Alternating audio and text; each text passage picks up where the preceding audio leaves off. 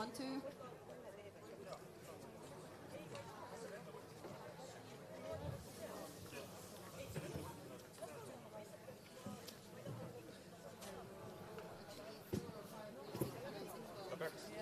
People have a hard time to choose, but Estonian World is streaming this also. Switch it live and I think later as well. Nii, on kuulda. Okay. Hello, can say good afternoon already. This is one of the English language talks that we have during the Opinion Festival in Paide. Everyone is welcome to join, and it will be streamed live on Estonian World as well. So today the topic will be sharing is caring, neighbors for Ukraine. The war has been going on for almost 6 months, end of August now, and I think we agree that all of Europe has been united in the in helping Ukraine, and we have different ways of doing this. And one of the levels how we are helping Ukraine is through the different NGOs for all over Europe. So as a short introduction, today we have with us participants from Slovakia, Romania, Poland and Bulgaria. So I'll do a short intro round and go further with the questions, and the audience, as few as they are welcome to ask any questions later as well. So we have with us today, let's start from that side. So we have with us Luca Ciobotaru from Romania. Welcome. Thank you. Luca is the president of the association Civic Radauti, and it's a grassroots association aiming to foster civic participation, promote civic education in northeastern Romania, and it was founded in 2017, so 5 years old. And Civic Radauti has also been involved in the relief effort at the Romanian border with Ukraine since the beginning of the war and the crisis in February and March 2002. And you have reached so far thousands of people through cross-border assistance, right? And Luca himself is currently a PhD student at the University of Bucharest in the field of human rights and constitutional law. And he has a lot of experience in both public and non-profit sector related to open governance, active citizenship, and community organization. Welcome, Luca. Thank you. Thanks for having me. So the next one we have George Bogdanov from Bulgaria. Also very warm welcome. I hope the weather is as nice as in Bulgaria. George is the executive director of the National Network for Children in Bulgaria, and he has a PhD in sociology, anthropology, and art science from Sofia University. And he has a similar background as Luca, working with civil groups, NGOs, the Roma community in Bulgaria, and also with isolated communities and in means of the approach for development of the communities as well. So we definitely have some Roma people in Estonia as well. So it's a little bit similar here. George has already worked as a consultant for the charity Know-How in Great Britain, as a valuation consultant for UNICEF and the World Bank. And he's a socio-economic expert in the field of anti-discrimination and also social inclusion consultant for Bulgaria and part of the management board of Eurochild. George is also an author, co-author of a number of reports, researches in the sphere of child welfare, civic organizations, poverty, social inclusion, health, social services. So very impressive, George. Yeah. Thank you for being here. Thanks. We'll continue with Marta Szymanderska from Poland. As we all know, Poland has the largest border with Ukraine, so they've done incredibly a lot of work to help their neighbors. Marta is a coordinator of activities on the Polish-Belarusian border. so far through the Oszalenie Foundation. And since August 2021 already, she has continuously provided assistance to people crossing the borders already way before the war, working to monitor and counteract illegal pushbacks carried out by Polish border guards. And she trains and coordinates humanitarian aid workers in Podlasia Forest. And Marta has a degree from Applied Sociology and Social Anthropology in Humanitarian Aid at the University of Warsaw. Yeah. Welcome. Thank you. And last but not least, we have also Michaela Bobudova from Slovakia. Michaela has studied as a both bachelor and master in the Faculty of War Studies in King's College in London, and trained at the Hague Center for Strategic Studies in the Netherlands. And she have also collaborated with the Arab Institute for Security Studies in Amman, Jordania.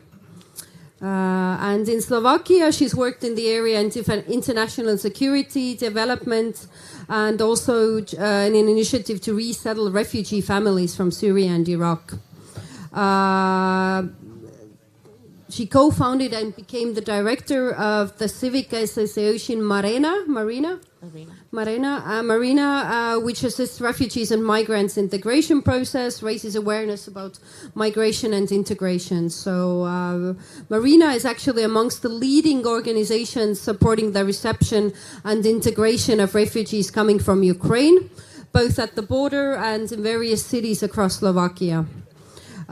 So thank you, everyone. So let's start, first of all, with the question, how has the war in Ukraine affected your country the most? What are we all have a little bit different experiences all over Europe. Some of us have a very long border or a very close border with Ukraine. Some of us, like Latvia and Estonia, are a bit further away. But we are very much involved, and we have a lot of Ukrainian friends and colleagues. So how has the war affected your country the most? What are maybe the most surprising issues? And maybe we can also talk about what has been the positive aspects of the refugee crisis, so which is a direct result of the war, of course. Well, once again, thanks for having me. It's a real pleasure to be here, and I'm really happy to join this festival with a big tradition ahead. In Romania, just a few elements of context. We have a border with Ukraine of 650 kilometers and 4 crossing points. And since the beginning of the war, Romania received more than 1.5 million, the second country after Poland, as incoming flux of refugees from Ukraine. This experience was very complex, and it was completely new, both for Romanian citizens, but for the civil society and for authorities as well.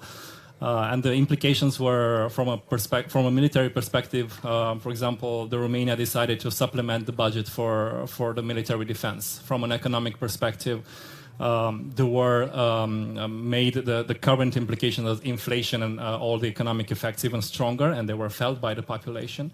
And at the same time, from a civil society perspective, it was a challenge and an opportunity to grow as well.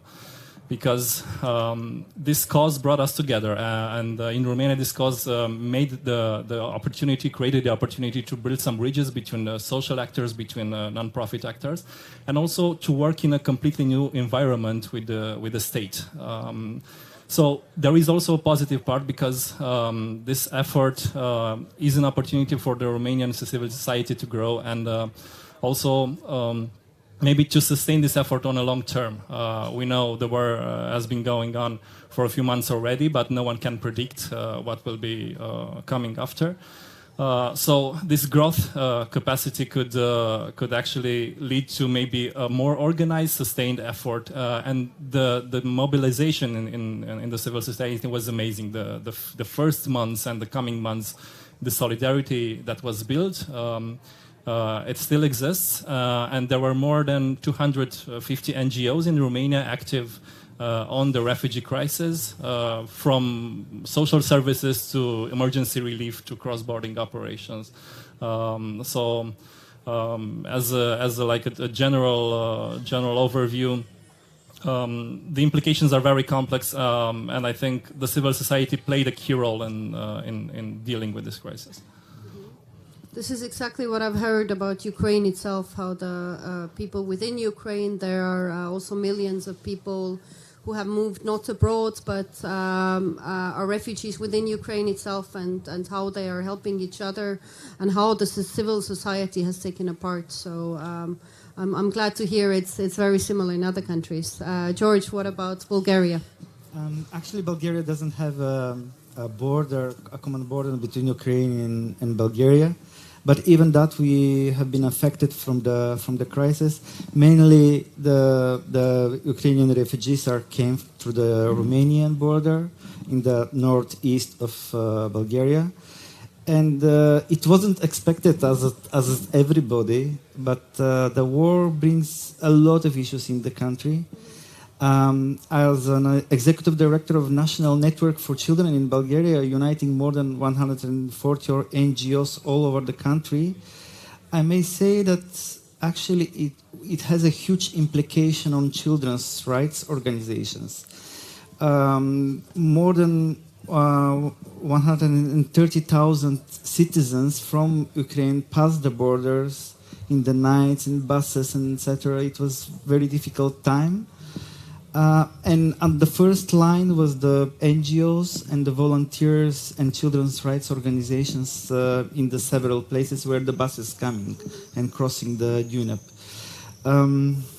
Since then, because our work as a national network for children is to advocate for children's rights and to do policies for better lives of the children, actually, we've been part of the ministerial committee in a very high political level in Bulgaria, and we present them and we try to change some legislations to be much more quicker to absorb the Ukrainian citizens in Bulgaria.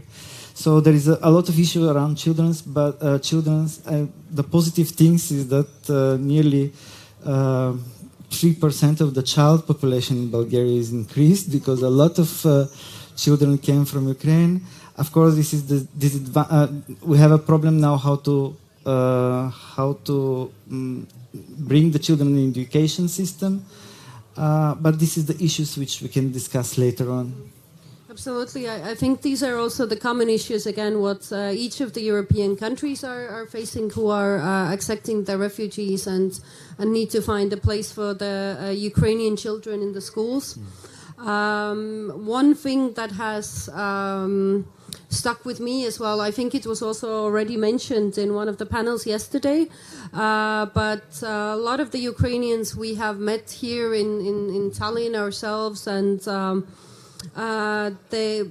they all agree that maybe the children have been affected by the war the most, but the Ukrainian mothers are very adamant on not letting this ruin the joy of their children's childhood. So a lot of them are on a mission to keep the joy alive, even as a refugee, to find a normal life for as normal as possible life for their children. This, of course, includes kindergarten, schools, and so on. So at least until they can go back home, that the children would have a safe and a joyful environment as well.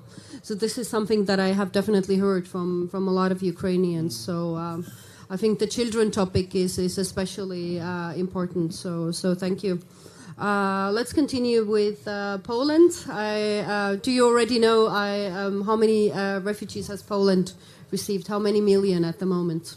I think right now we have but right now the ones who stayed, we have approximately from 1 million to 1.5 million. Okay. So that's already the size of Estonia. Yeah. We are 1.3. Yeah, so but I feel like I'm gonna repeat after my colleagues because it is a very complex issue. The same in Poland happened. The civil society did and is still doing an incredible job. And I think that it like shows two aspects, because right now I feel like Poland and civil society is very overwhelmed because our government is not doing, unfortunately, much. But also, as I am working on the Polish-Belarusian border, where is the humanitarian crisis, it's from like August last year, which is and also was a very big challenge for the civil society, and maybe a positive aspect of the invasion was that it gathered civil society on one goal, on one topic, and like pretty much everyone wanted to help. Wanted to do something. So, on one hand, of course, this is beautiful because it is nice to see that we as a country can do something together and provide that big help. But on the other hand, of course, this is very, very overwhelming and dangerous, I think. Absolutely. We've all heard the threats of the a certain Russian politician towards Poland and the Baltics as well. But I think you're doing a great job. Personally, I've spent also. I haven't visited your countries in a while. It's been a few years, but I've definitely spent a lot of time in Poland this year as well on the way to the Ukrainian border, and I can say the Polish people are doing an amazing job. Even very small things sometimes that make a difference. So I think you are also the largest country, of course, or one of the largest in Europe, and definitely the largest in the panel. But we'll get back to Marta's experience at the Belarusian border later as well. It's very interesting and a little bit different what she's doing. But let's continue with Mihaela. How is the situation in Slovakia? I think also I just to provide some context for how Slovakia is dealing with the situation in Ukraine. To this day, we have almost 700,000 people who have crossed the border into Slovakia, but the data doesn't show repeated incoming, so we have to take this number with a bit of salt. When it comes to the people who have applied for the temporary protection status, which is an indication of their will to remain at least for some months or some time ahead, we have had almost 90,000 of them applying, of Ukrainians planning to stay in Slovakia. I think when it comes to the impact of the war in Ukraine, it's basically been said here, but it has deepened the issues and exposed the issues that we have already had in our society, especially when it comes to the area of inclusion and integration of refugees and migrants, whether it's from kids through education system, accommodation, integration into the labor market, basically across all areas. So that would be the bad thing that's happened. But in Slovakia, I'm happy to say that, although it's just a sort of a first impression, is that it has created momentum even within the government to start creating or establishing services and strengthening institutions that should support this inclusion and integration of Ukrainians coming through. So what I'm hoping is going to happen is that we won't lose this momentum and we will continue to provide better and better services. And I think it also has showed the government that it needs to cooperate with the civil society and that we are irreplaceable and we can be extremely helpful, especially in situations like this. Yeah, maybe let's follow up with a very similar questions. And how has, in general, these processes have been for your organization, for also your NGOs and civil society in a more larger scale? who has helped you? How have you done the fundraising in your country? Is there a lot of public support right away from the government?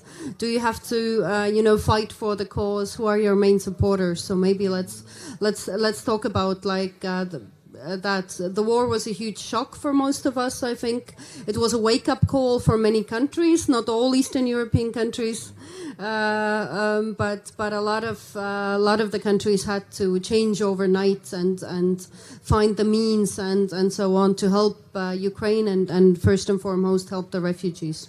So maybe let's talk about the processes. Let's go back together, back here. Yeah. I think. Our organization was one of the actually 5 organizations that was actually working in the area of inclusion and integration of refugees and migrants in Slovakia. It is a really small market in this area. So we've actually been incredibly lucky with having a lot of support being directed at us and to us without any extra effort having to be made. So we started some of the activities without knowing where we would get funds from, but we went into it and eventually were able to get enough financial support for everything we do. I think a really important thing that happened, and I'm sure that it happened probably in your countries as well, is that a lot of international organizations started coming into our country and offering implementation partnerships or financial support to deliver our activities. So currently, basically, I think 80% of everything that we do is being supported through international organizations such as the UNHCR, UNICEF, and so on. So when it comes to that, I think we are able to get enough support in the civil sector and from international organizations to deliver our activities. Where we are facing the most resistance is from the government side. We're together, these 5 organizations, we have prepared a policy brief in early May, basically giving recommendations to the state in every area, again, accommodation, education, and so on, suggesting what should change. And the Prime Minister and the President, they have welcomed these policy suggestions. However, when it comes down to the execution, to the ministerial level, it has found resistance, and it's so much more difficult to actually get them into practice. So that's where we're facing most resistance. But I'd also just add for context that while our organization and maybe a few others were lucky to find various supporters and fundings, I think who really struggles is municipalities and other sort of smaller or less recognized organizations and communities that are supporting this effort. What about the Slovakian people? How has the approach been? Is there like fundraising, crowdfunding? Are people coming together to help within their own community? Yes, there is. I mean, again, I think we've all experienced it, but especially in the beginning, there's been an overwhelming support and solidarity. I think it has lasted at this sort of the highest level maybe until end of March, and then it sort of started to weaken a little bit. I mean, understandably, but there is still, you can find probably in every location across Slovakia an active community or an active fundraising campaign. Yeah. What about Poland, Marta?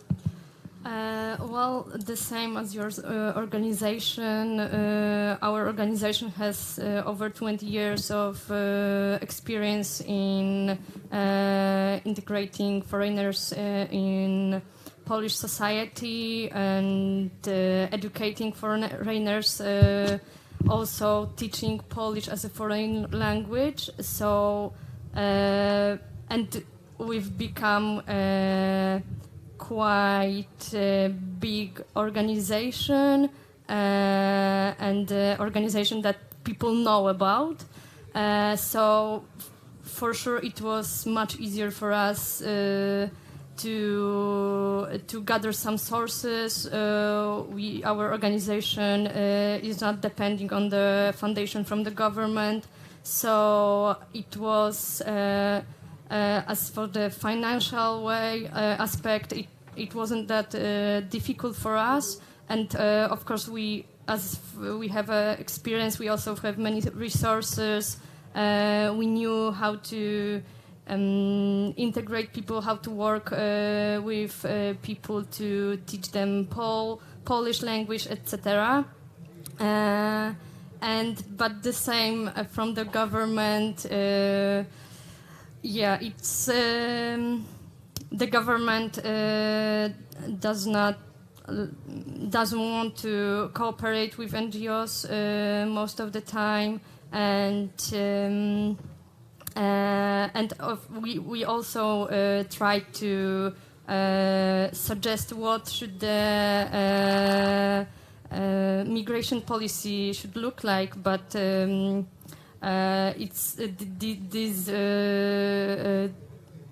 these talks are very difficult. So would you say people have more power in Poland to change things and actually get things done to help out? Than government, yeah. And we are more willing to do that. I've definitely seen that, yes. So. Yes, let's continue again. How is the situation in Bulgaria? Actually, Bulgaria is in a quite difficult situation because for the last year and a half, we will have this year, actually in October, the fourth election, which is the fourth parliamentarian election, which makes the war and the effects of the war much more difficult if we have a stable government to face this problem and to discuss about it, and to really to come over all these problems.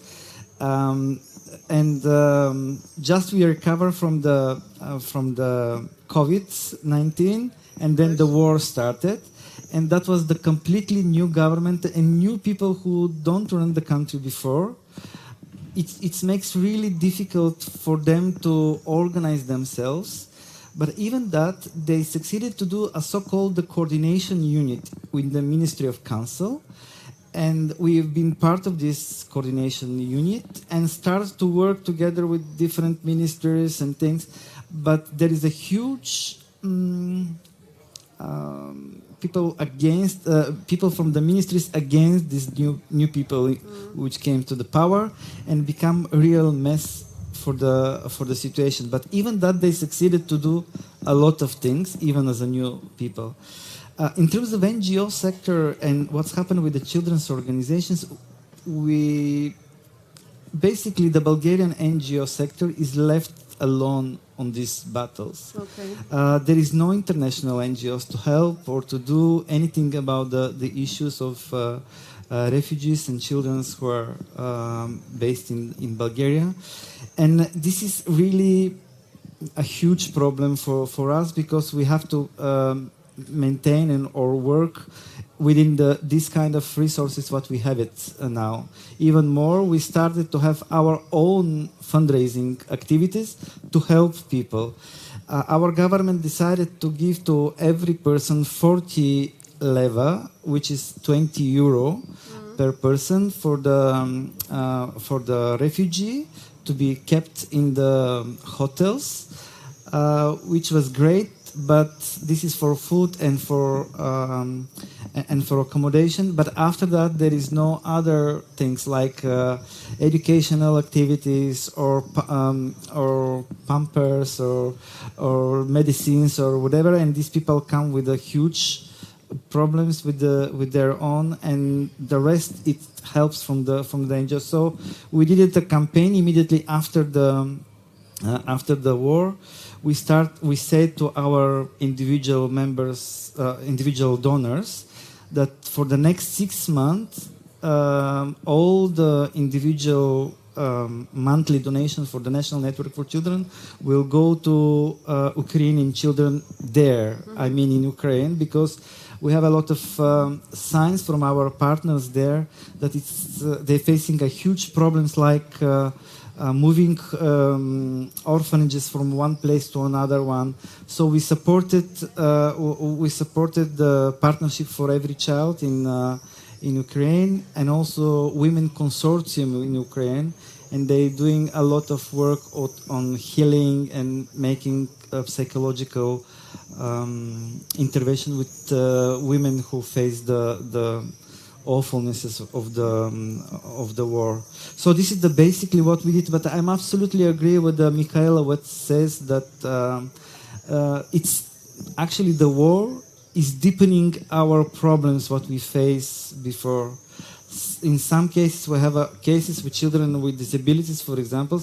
We have to find other countries to move them to Germany or other countries, really to make them safer, because we cannot find, for example, a medical food for these children, even that we raise the money for such disabled children. Mm-hmm. Absolutely. I think the war brings out the, so to say, shortcomings of many things, as well as different countries, since we have to face these issues now. Just out of curiosity, do you maybe also know how many children have been orphaned in Ukraine since the beginning of the war, approximately? Are there any numbers about that? I think there is no such a data. Mm-hmm. We've been with the colleagues from Poland, Slovakia, and other in separate chats from Moldova and Romania, and we're discussing the different issue about the children and how the children are crossing border, because we are aware that a lot of children can become kidnapping, and women also be trafficked, and a lot of issues around this. So we try to do a self-organization on that. Mm-hmm. Thank you. But we don't know the exact number. Okay. Yeah, just curious. This is also a topic close to my heart. So, Luca, what can you say about Romania? Well, for a bit of context, I run a grassroots organization which is based at 20 kilometers with the Ukrainian border. I think the key word is sustainability. I remember my colleagues in the first day when the war started, they just filled in their trunks of the car with goods, and they went to the border, because I think this is the advantage of the civil society. It's more flexible, more adaptive, and more creative and innovative. And as it happened in the COVID crisis also, the civil society somehow took the pressure from the state's shoulder in the first weeks. And afterwards, when the public authorities put all the processes in place, they started working together. In the beginning, we just launched a fundraising campaign, and it was a big satisfaction to see that there were people who donated for an NGO cause for the first time in their life, and it was a big positive energy there. Unfortunately, that enthusiasm is gone right now. So as many NGOs did in Romania, because also as a matter of context, Romania was a transit country. So from the 1.5 million Ukrainian citizens received, less than 1/10 of them remained in Romania, and about 43,000 asked for temporary protection measures. For this reason, the effort of the Romanian civil society was focused mostly on the emergency response at the border, and then on cross-border operations. And because this, in order to support this kind of operations on long term, you need not only financial resources but also human resources. We just we try to collect this energy from the society and organize it in a way to have to maximize its impact.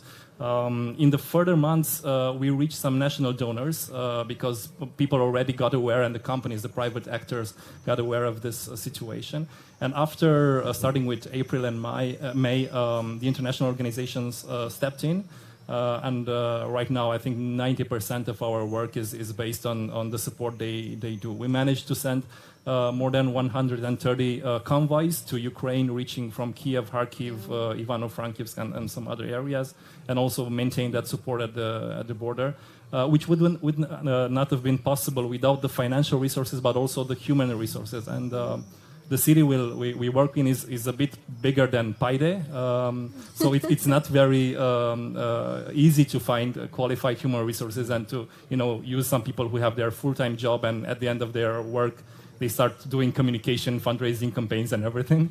Absolutely, I agree. The human resource is a very large part of that. We have seen that also in Estonia. There are people volunteering besides, for example, just as an example, to go to the bus station late at night around 2 or 3 a.m. when the buses from St. Petersburg arrive with the Ukrainian refugees, to help them to get them to the refugee centers in Tallinn.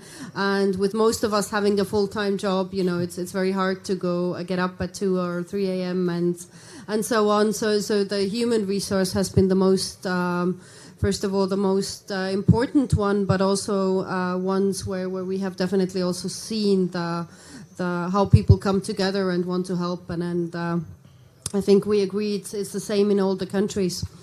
Let's talk about a little bit different topic on how this seems to be a very unique situation for most European countries. So I think we again agree that since the World War II, where half of Europe maybe were refugees themselves, but since then we have not really had a refugee crisis where the refugees are Europeans. They are very much like us. They share the same culture, same background, same beliefs, and most of them are willing to work and contribute to society. So in Estonia, it has been mostly, again, a very positive welcome. And to be honest, even our most extreme, both far left and far right-wing parties and politicians have been very quiet about this. So my question based on that would be, and again with Romania and Poland, they are your direct neighbors, of course, makes it even a bit closer. So my question would be, does helping another European nation against this aggression and the crisis, does it trump also in your countries this usual fearful, careful, conservative approach of many political groups? What are the main opinions in your country based on that? So it's a very, very different situation from the previous refugee crisis from Syria, from countries not so close to us, let's put it that way. George, you already... I think disinformation and propaganda keep going on. Even that some of the far right or far left politicians are not directly going and speaking about the war, but during this crisis in Europe, and especially in Bulgaria, in our society, we faced a lot of problems regarding the propaganda and disinformation coming from two main roads. One is from Russia, but another one is far right religious organizations in America. So children's rights was really abused all the time during the COVID, even before COVID, with the Istanbul Convention and etc. etc. And when we come to the war, at the beginning they were very quiet, but then as soon as they started to do their propaganda issues, so they very easily turned the Bulgarian society in some way to discuss, for example, that Putin is right because he did the right things, because this is the fault of the Ukrainian citizens and things like that. And some of the Bulgarians still to believe on these issues. The biggest problem what we have in Bulgaria is that there is no state policy how to deal with such fake news or propaganda issues, which if may compare with the Estonian, for example, it's we are much more less. You're much more advanced than us on these issues. So it was real battle even nowadays in the social media about who is wrong and who is right. I think, again, yeah, that is a real issue in all of the countries. Regarding that, of course, Estonia has its own Russian-speaking minority that has been exposed to this the most. And although we have closed the directly, let's put it, the sources and the channels coming directly from Russia, not the local ones. We still have a lot of local news in Russian, but most people agree that it also came too late, and of course it's very easy to still watch them online. You can't block everything completely nowadays. But coming back, I'm very interested or curious about the mentioned about coming from the US. So how is the extreme or the extreme opinions in US reaching to even influence Bulgaria, also through social media, or what is the? I haven't heard about it before, so that's very interesting. I can give a big lecture about this, but because I'm personally, maybe shortly, because I was personally attacked from that kind of groups. But the thing is that like this. These far-right religious organizations, they exist everywhere, not only in America, but also in Europe. And they not only from the Protestants' roots, but also from the Catholics and even some Orthodox churches. They created a so-called Agenda Europe, and they are against the human rights, the children's rights, and etc. And they become to fight for their own rights, how they call it. So the Istanbul Convention was a huge document discussing. During that time, they were very active in Bulgaria. We didn't ratify it because of them. And personally, I was attacked because I'm leading the biggest NGO in Bulgaria. And at the moment, I'm suing 7 people in Bulgaria because they personally attacked me, says that I'm bringing children to myself and selling to the Norway people because that's going to be improve their genes. I mean, with our unique gene as the Bulgarians. So you can imagine things like that. It was made it a real awfulness around the society. But at the end, with this war, what we're facing at the moment, people understand who are actually those people. Of course, now the situation is much more on the Russian propaganda coming from Kremlin and etc. But also we haven't forget these religious issues, and then somehow they connected with the Trump policy and etc. and etc. Okay, I think my next question will definitely be about the war on social media and so on. But let's finish this one first, and Luca. So in Romania, the far right discourse was being built on criticizing the European Union, and somehow creating an alternative, saying, okay, let's look on how China is developing, or let's look in the east, not necessarily to the west.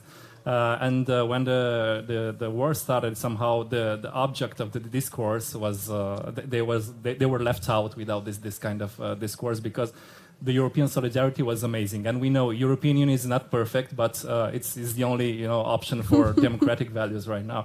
And for this reason, somehow the far right party and also the movements and the discourse somehow were diminished. But at the same time, now they focus on the economic disparities and on the social inequities, and you can see a growing discourse on why helping the Ukrainian citizens and not helping maybe our people. Absolutely. And from this perspective, the risk is to have a polarized society without clear lines, without clear directions to see. But at the same time, I think the government has the responsibility to tackle this kind of discourse. The NGOs have this responsibility as well. And I'm glad to see that there are more and more initiatives on, for example, media literacy in Romania, focusing on teaching high school students on how to make the distinction between a fact and an opinion, or how to verify the information. Because we live in a digital world, and in Estonia is more digital than elsewhere. So we really need to have these clear lines and maybe have those core values and directions that will keep us on track, whatever the propaganda will be like, whatever the discourse will be changing in our societies. Okay, but the positive thing I heard from what you said is that Romanians through the crisis still feel closer to Europe and European values and European Union again. So they see it as the only option currently. The population is very pro-European, and we have at the same time a minority in Ukraine, which is the second after the Russian minority. So we have pretty many tens of thousands of Romanians there. So we didn't have this polarized discourse about why helping Ukrainian citizens, because at the same time we had this common experience, and we had some people that were there in Ukraine, were speaking Romanian language, that could share the real stories of what's happening there. And that was an element that somehow made the things to be balanced, although there were also attempts to divide the discourse. Okay. So very short about Poland as well. You know, Poland has been confusing us in the past years.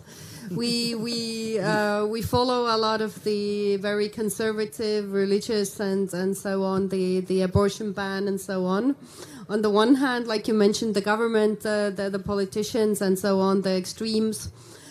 But again, at the same time, the personal approach, I think all the Estonians who met Polish people who've been there now during the crisis, we all agree that Poland is the, again, number one nation in helping, in friendliness, in doing everything they can for the Ukrainian neighbors. So how do you see that? Has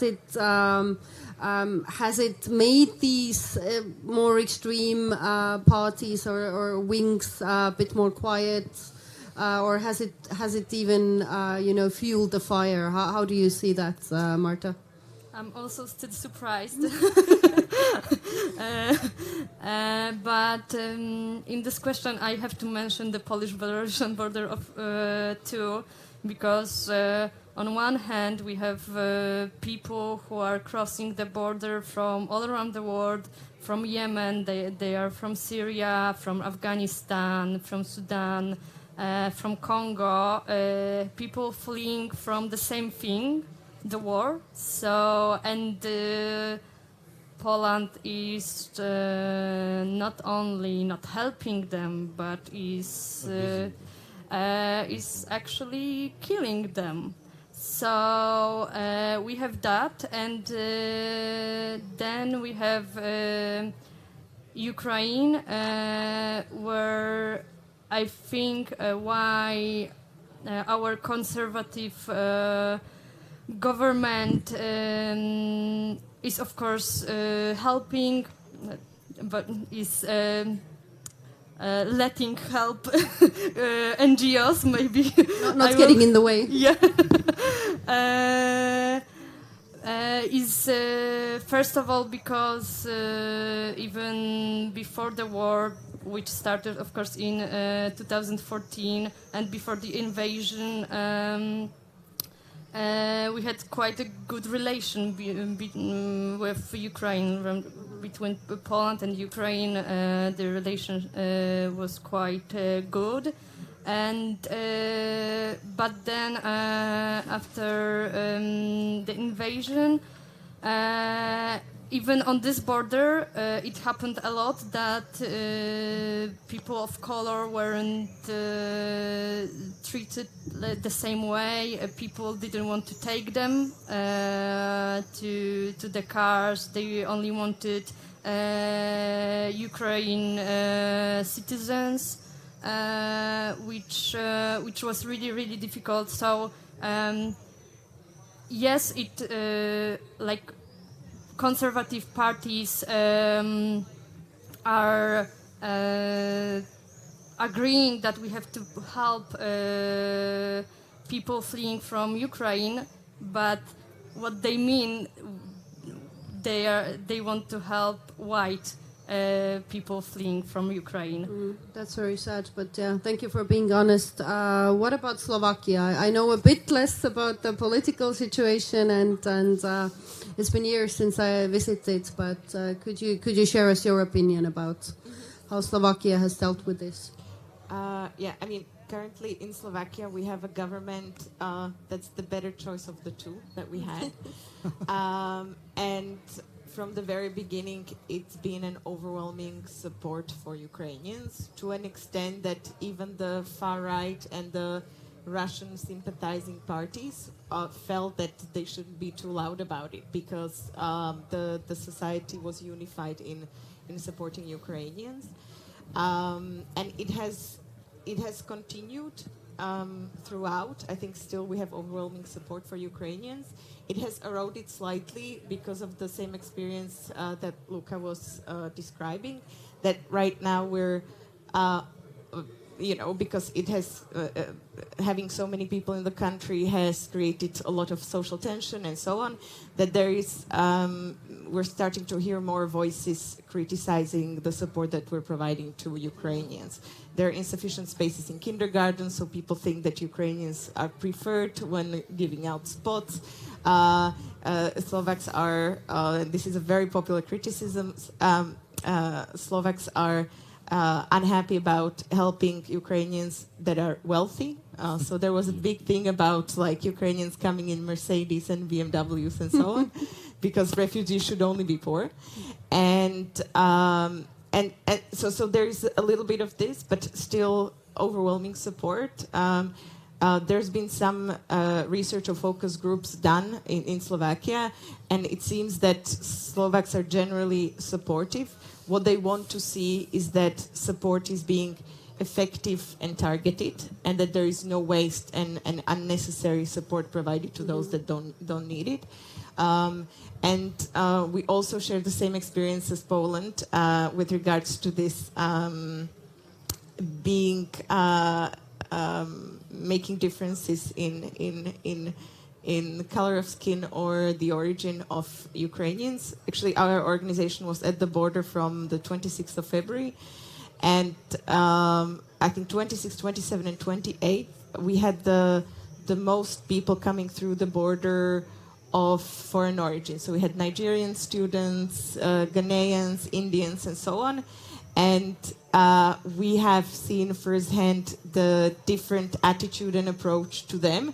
They were treated differently at the border, and they were also treated beyond the border differently by the organizations and by the people that were present there. And yes, we had the same experience that they were expecting white women with children, maybe seniors, but this was something else. Yeah, so I can already see from this, or hear from this discussion, that we do have a lot of similarities, a lot of similar issues regarding also how the refugees are being treated.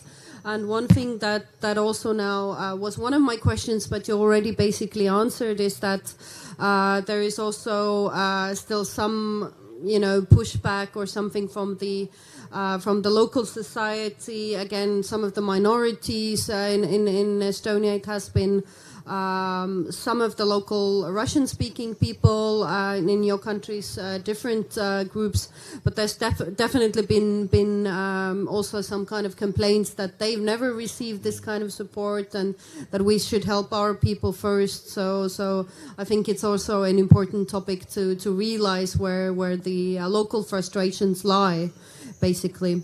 Do you want to say something? Yeah, I was just related to the last question. All of the panelists here have a lot of years of experience and background on working on these topics, and I think somehow the legitimacy is different when you already helped those communities in the past, and now you can say, okay, we have an emergency crisis.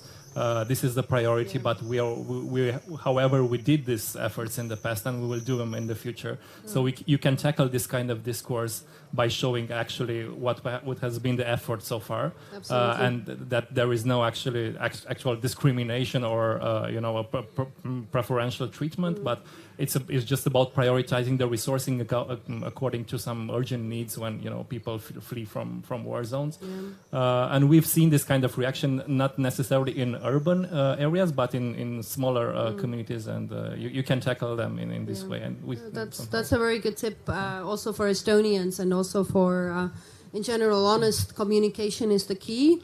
So thank you for sharing that. But also, I think it's all a matter of open society and actually making people realize why is it necessary. So maybe very quickly, let's talk about Marta's unique experience. So Marta has been working on not the Ukrainian border directly, but Poland-Belarusian border. And as we know, Belarus also faces its own problems. And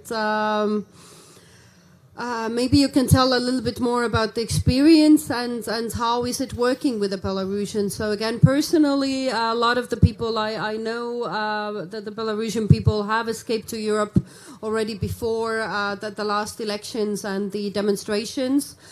So I'm a little bit biased because most of the people I know live outside the country. We know there is a political opposition that is being very harshly treated, and a lot of them escaped. So how has and at the same time we don't really see Belarus joining this war directly. So they are still holding back, and I think if you can agree with me that the society is quite divided there. So what are your maybe general experiences so far? Why do the Ukrainian people even choose to go via Belarus and so on? So okay, so well, the regime in Belarus is overwhelming, but I will focus on the situation at the Polish-Belarusian border, which is happening from August last year, when Belarus created this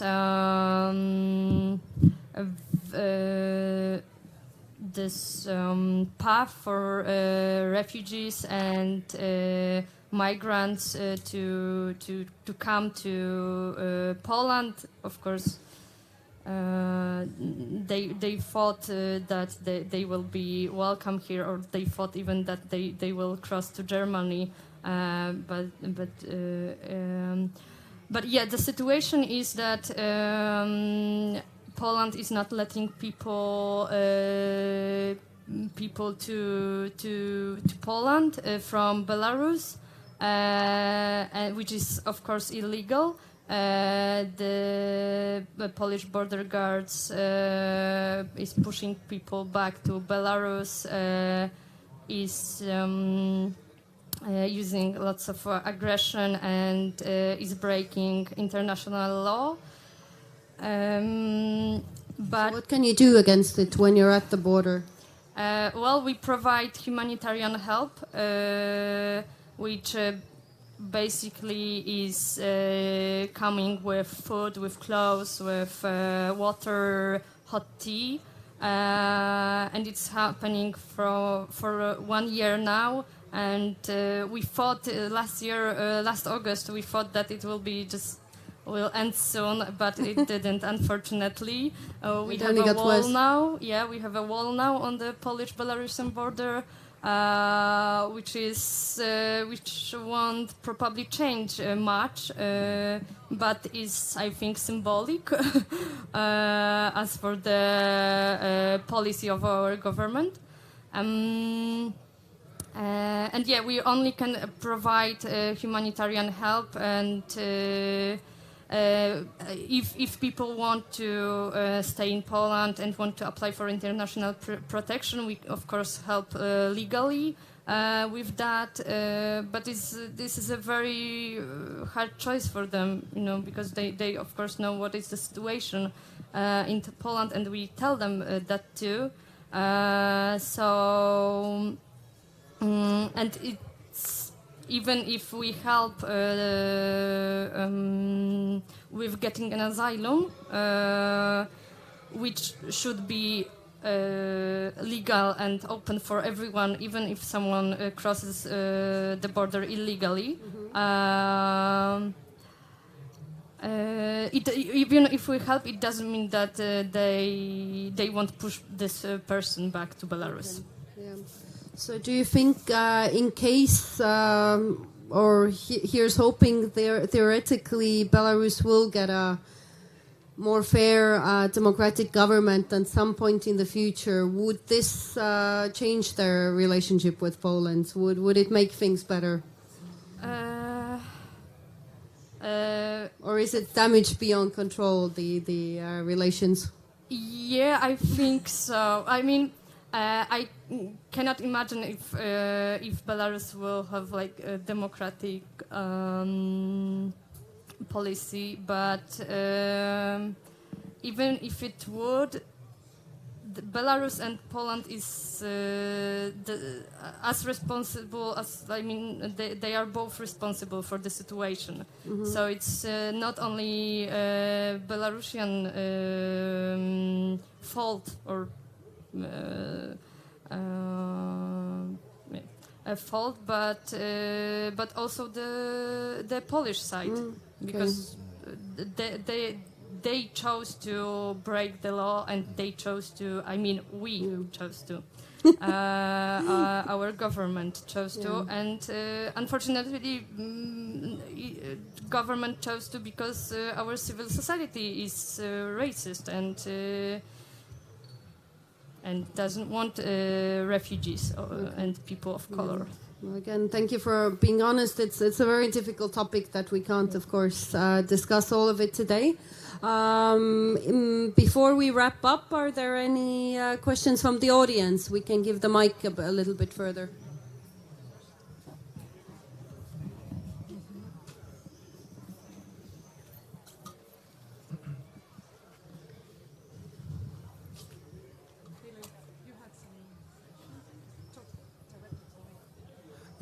Thank you, everyone, for this panel. It's greatly appreciated. My name is Adrian. I'm from a Norwegian organisation called the Norwegian Association for Youth Mental Health. And we've just been discussing what we might be able to do to help Ukrainians who are displaced around in European countries. One of the things that we do in Norway is that we provide a chat line for people.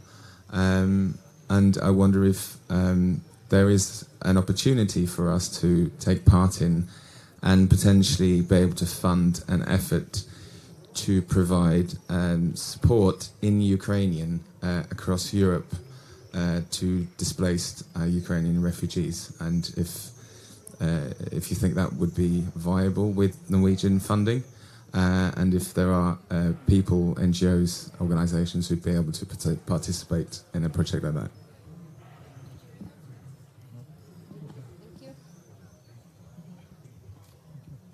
Any comments? Yeah. I'm sure there is. There's always an opportunity for cooperation. I guess it would also depend on what sort of chat line you have in mind. In Slovakia, there are several NGOs that already have or are running some hotlines. Some are literally focused on providing information and consultation on their resident status and legally what they're obliged to do, what are their opportunities within Slovakia. And then there are some chat lines that are organized by NGOs that offer mental health and psychosocial support. And there are several that are being run currently in Slovakia. I think where they have, where they're facing challenges, one is longer-term funding. And the second one, I think, would be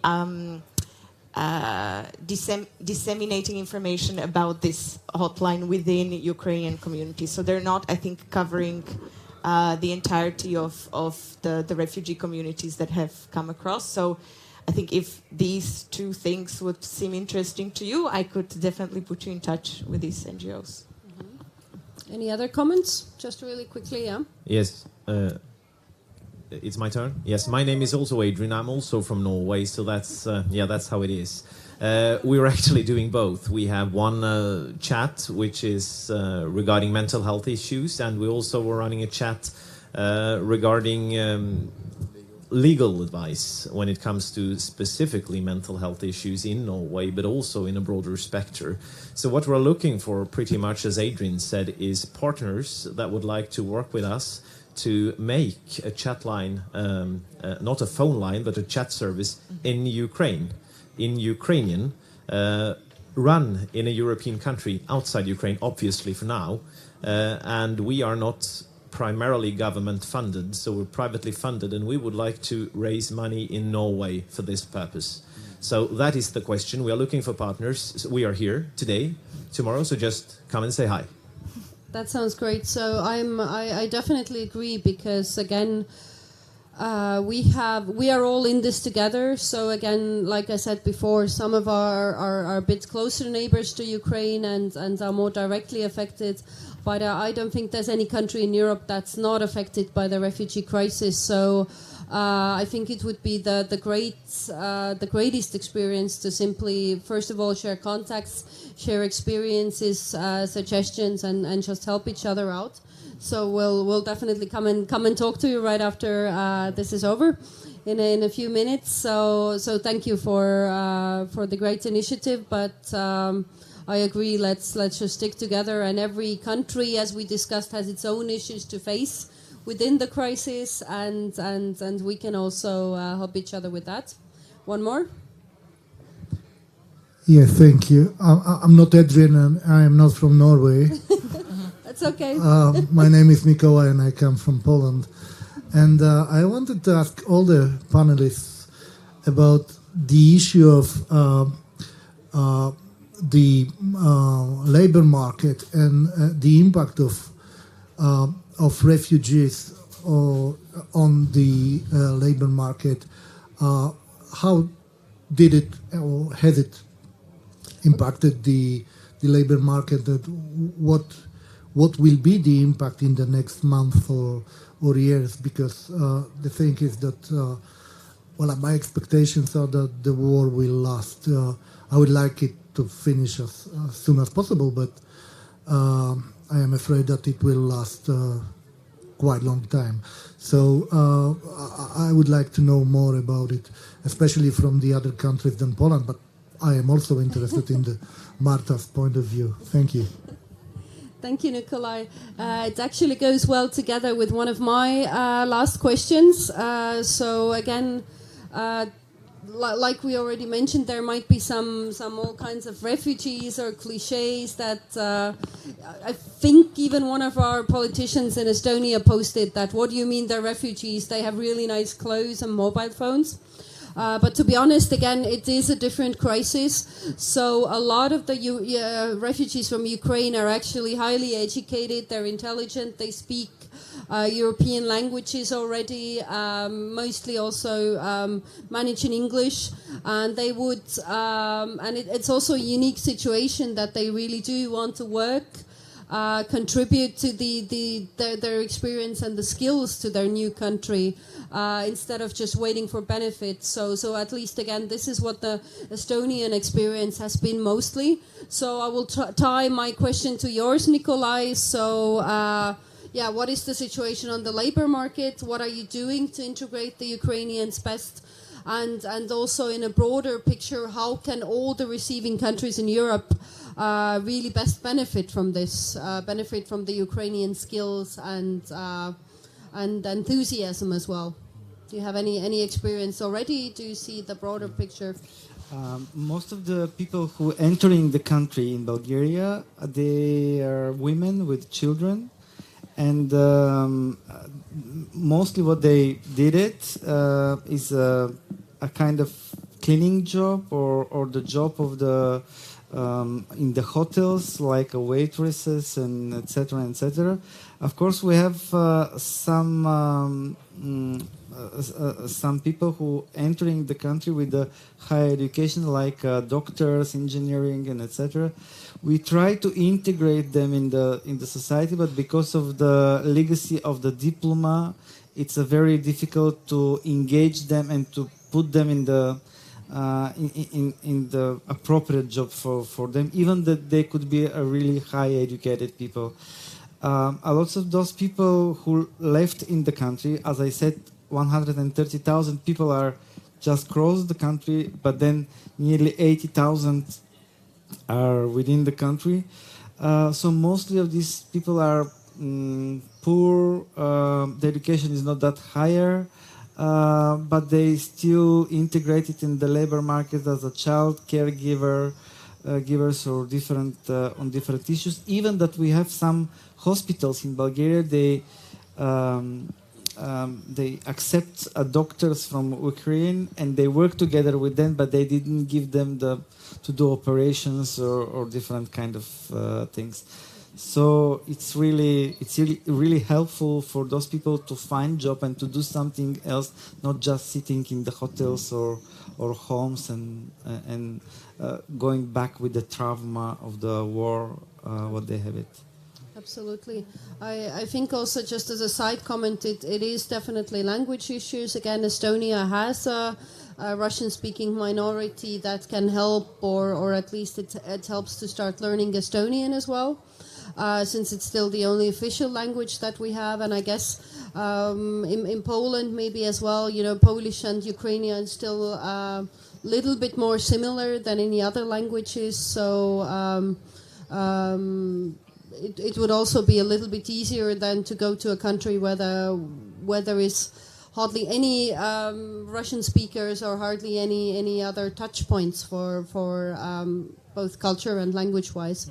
Luca, you want to say? I will add a bit on what has been said. I think somehow there are two perspectives for those citizens who come from Ukraine and are mostly independent. Some of them are maybe working in the IT sector, they work remote and so on. But they also need, especially in urban areas, they need, for example, co-working spaces or areas where they could, continue their work even from Romania. As I said, about 10% of the incoming flux remained in Romania. And for the other part, for people who left their jobs in Ukraine, I just look at the numbers. In June 2022, there were about 6,500 people who got a job in Romania, and most of them were in manufacturing industry, then in construction for those 25% of the people, the men who came to Romania, and then also in the hospitality sector. But I think the capacity to integrate Ukrainian citizens on the labor market has to be improved, and there should be more open policies. The government recently launched a plan for integrating on the labor market the Ukrainian citizens, but I think this should be done in a participatory way with the expertise and the know-how of the civil society. Mm-hmm. So. Definitely, yeah. Do you have any comments? As for Poland, actually the only ministry that is doing something efficient is the Ministry of Labor. So it has some grants and workshops, etc. So this ministry knows that this is a very important aspect for people fleeing from Ukraine, and of course our organization is also helping people with finding jobs, etc. But it is very difficult. And before the invasion, we also had many workers from Ukraine, and now it somehow shows that there are some tensions between those Ukrainians who came to Poland before and those who came after the invasion, and it's difficult to manipulate this situation. What about Slovakia to end? I just yesterday watched an interview with the employers union, and they've announced that there is 100,000 unoccupied places within the labor market in Slovakia, and as I mentioned, there's 90,000 people who have temporary protection status, which means that they can immediately enter the labor market, because this is not usual with third country nationals. Half of them are in the working age, and so far maybe about 15% actually have a job, so the rest don't. And the challenges that we see, and I'd just like to comment, it is an amazing opportunity that we see here, to cover the labor market, the opportunities that are there.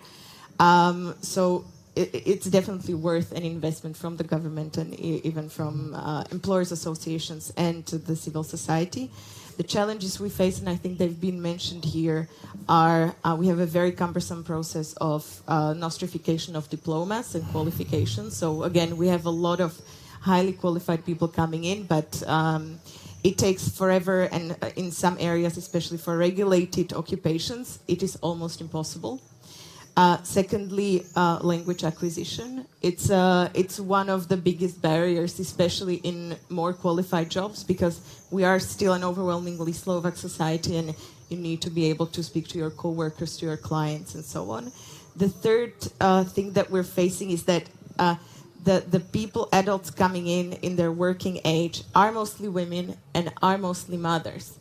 So what they need often is more flexible hours, and they need some support when it comes to taking care of their children.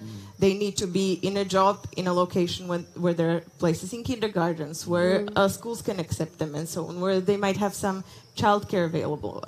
So these, and we often hear it that even Slovak women don't have this luxury. I think all women should have this luxury. So that is missing. And fourth, last one is that although we have all these free spaces in our labor market, they're often scattered in various locations, and there is insufficient sort of matching between people who need it with the opportunities.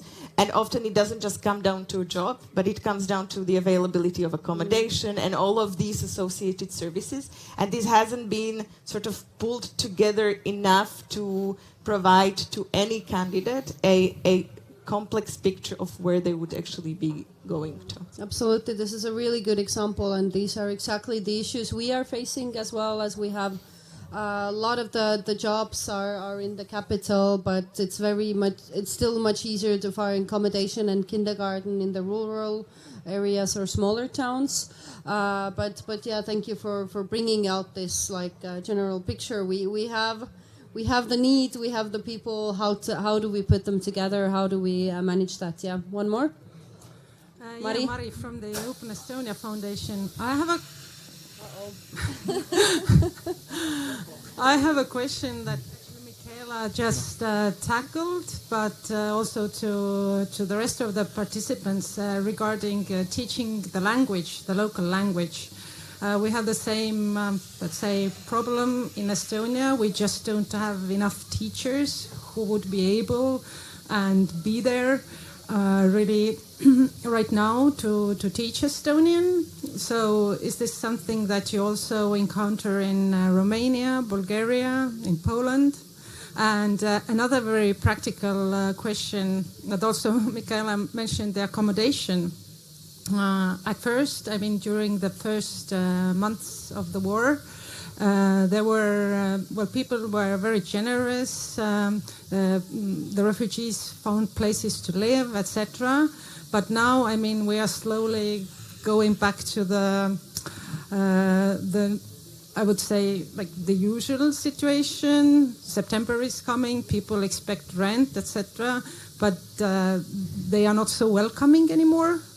But at the same time, the marketplaces for the refugees are still quite high, at least for a very large part of them.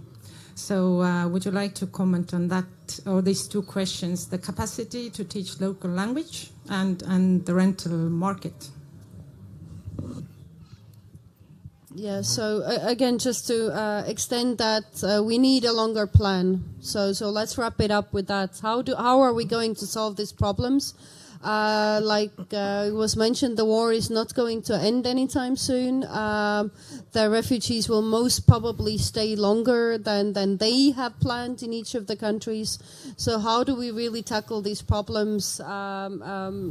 How do we work together and so on? So let's wrap it up with Mari's question. What can we do together? I think on the mid and long term, we have to keep in mind this ability to complement each other's action and the role of the civil society to, complete the state's effort and also maybe make it more efficient. At the same time, we need public policies based on data, and in Romania we still have we lack enough data to be able to take the right decisions, and this is one of the first directions, to get enough data and able to fundament your decisions and your future directions and your resources, especially because they are limited. And at the third time, I think there is a huge need to put in value this the know-how and the energy from the civil society, and also especially from the NGOs which have been part of this effort. And in some cases, maybe they know the situation even better than the state authorities.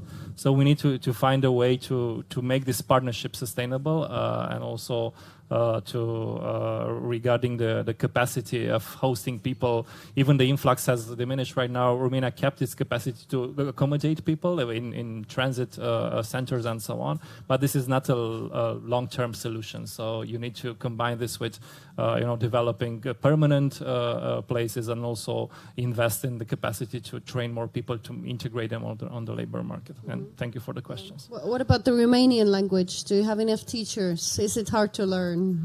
Yeah, it's very different, obviously, and it's a Latin language, and it's different for the Ukrainian citizens to learn. The teachers are not enough. There has been some efforts made by the civil society, and now they are taken over by the state, which is good. But however, being a transit country, this mechanisms have to be flexible enough to be adapted according to the future developments. Thank you. Very interesting.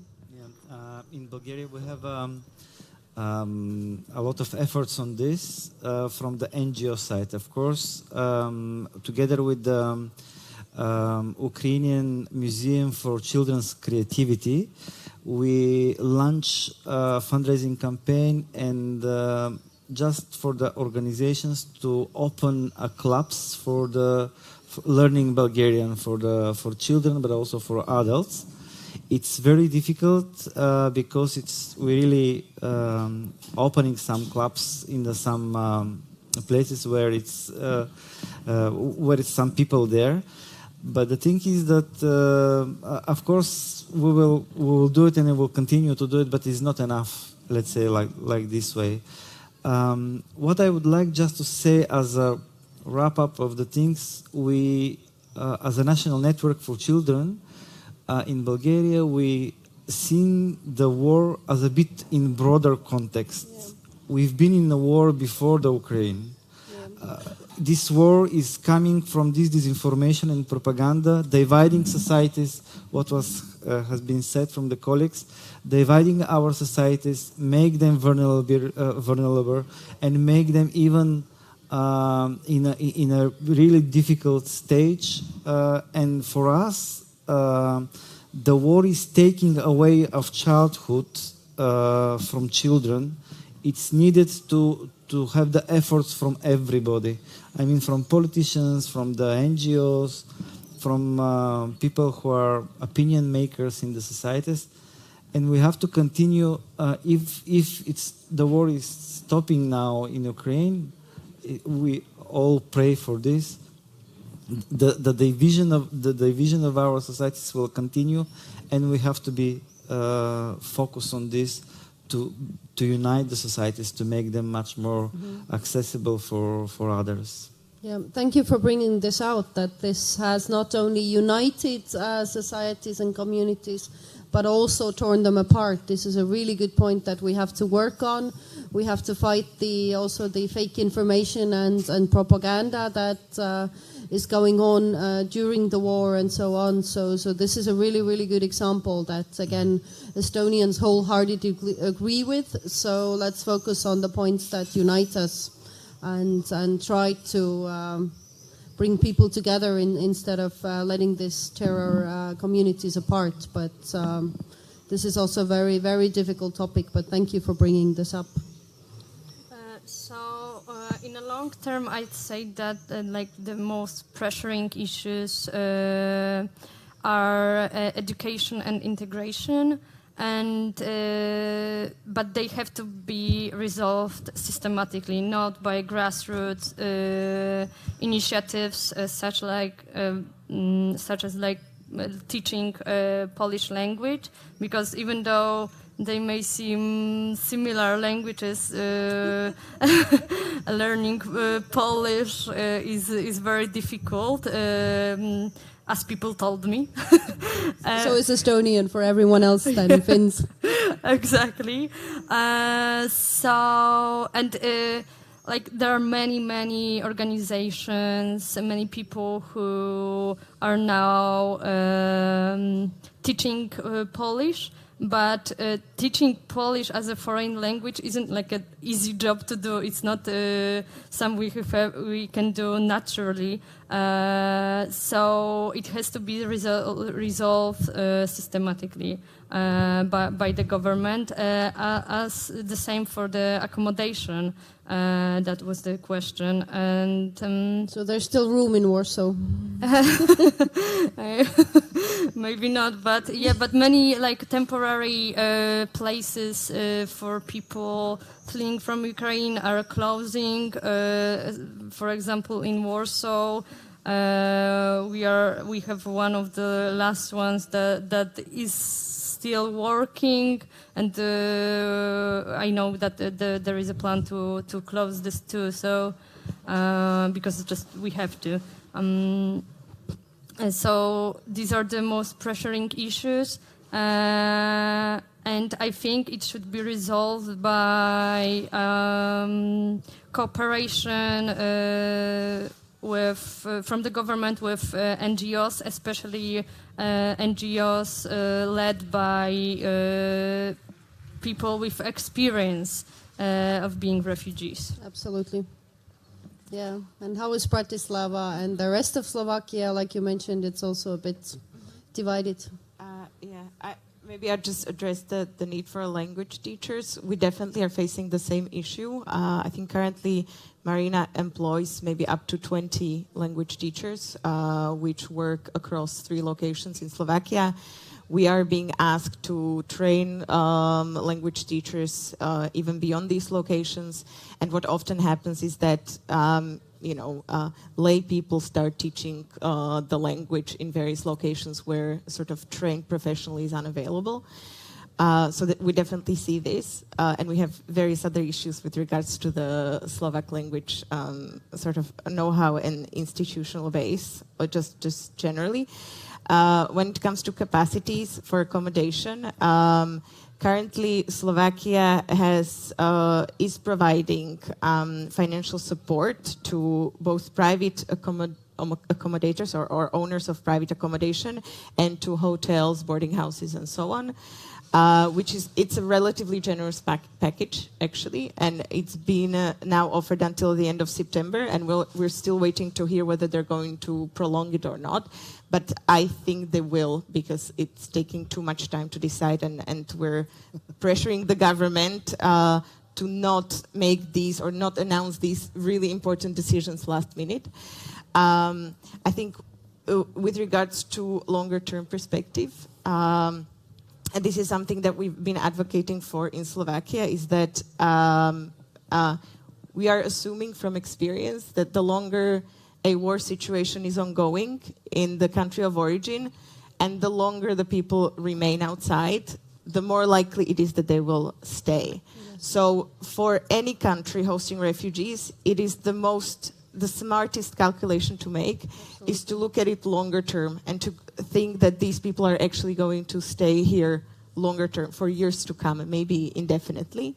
So first of all, for Slovakia, and you already mentioned it in your notes, the temporary protection status should expire at the end of March. Exactly. So what we need definitely, and we're working on it in Slovakia, is to offer an option for a different legal status to remain in Slovakia. So we need to provide other regular options of residence for these people, and ideally to make the transfer as accessible as possible.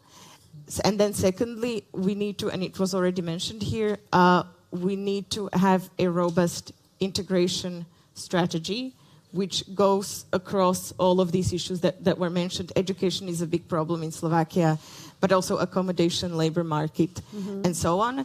And one thing maybe that's especially a concern in Slovakia, and maybe it's not so much a concern in your countries, is that because the government has provided a lot of financial support for accommodation, and there is some financial aid as well, that we're facing in several locations and communities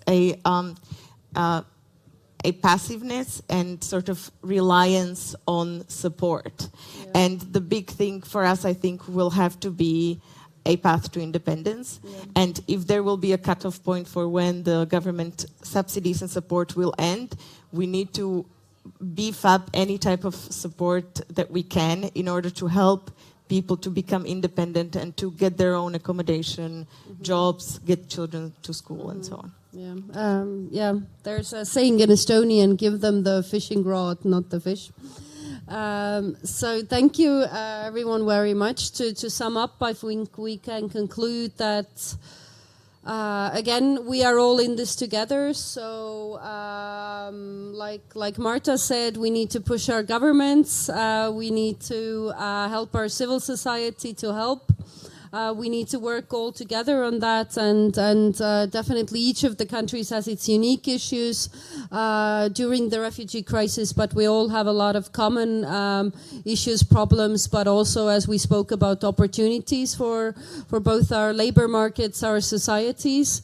So I'm also very, very hopeful and positive that we can work on this together, and especially on the NGO level and civil society level in Europe, to keep sharing the experiences and working together.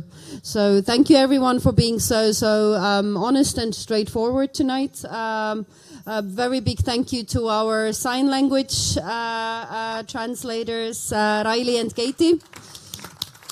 And thank you all for listening. I think we're very good with the time as well.